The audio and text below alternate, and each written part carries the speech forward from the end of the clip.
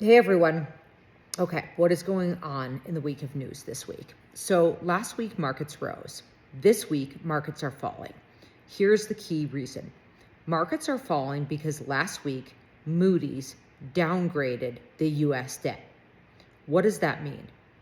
Moody's is a company which effectively, part of their job is to assess how risky it is to lend your money to a certain borrower.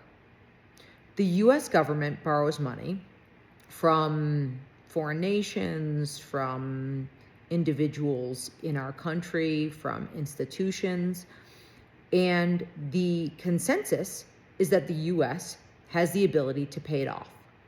In fact, the consensus is that the US is the most creditworthy borrower in the world, and they have forever been thought of that.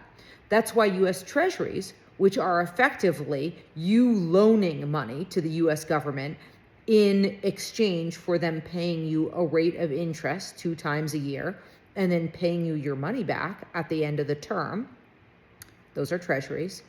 Treasuries have long been considered the safest investment that you can make.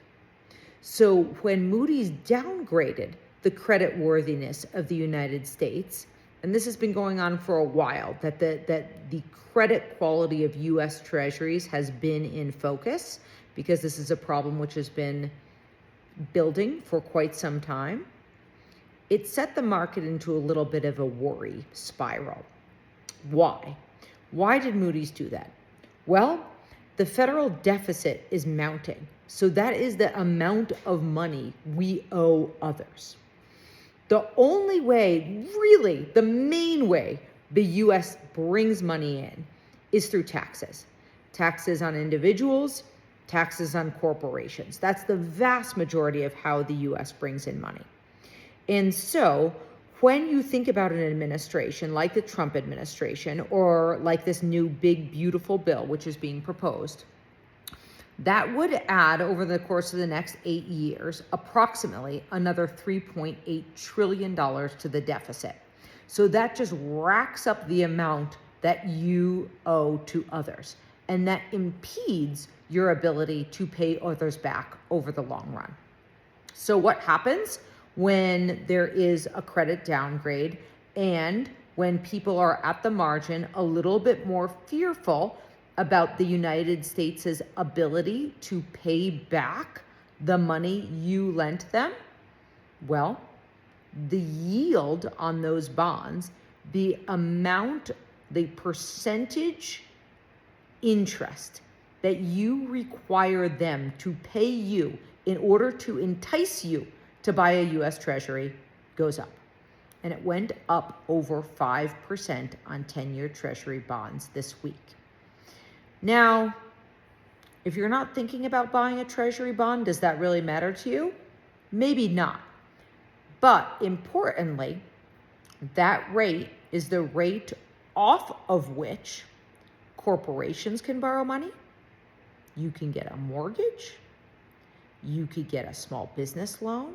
So those rates really are important to the kind of, what would you call it? Like the fluidity of this market, the ability for money to kind of mix and mingle. You get out a loan, someone takes out a business loan, like that keeps the economy moving. And when it becomes expensive, you don't take out a mortgage. You don't start a business. And companies don't invest in more, machinery because it's getting a little bit more expensive. So rising bond yields has a dampening effect upon the economy. And that is exactly what we're seeing today.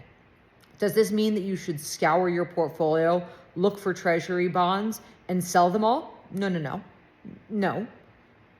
But at the margin, just know that unless the US reverses course on the trajectory of how much debt they feel comfortable taking on, this is going to continue to be a problem. So over time, you may want to think about not just what bonds you hold and who you are lending money to, but for how long. Will the US be able to repay you over 1 year? I could say hand over heart, absolutely. Over 30 years, less sure, right? And I'm not saying that the Treasury is going to default, but it's just more uncertain. And for that level of uncertainty, you should be paid more.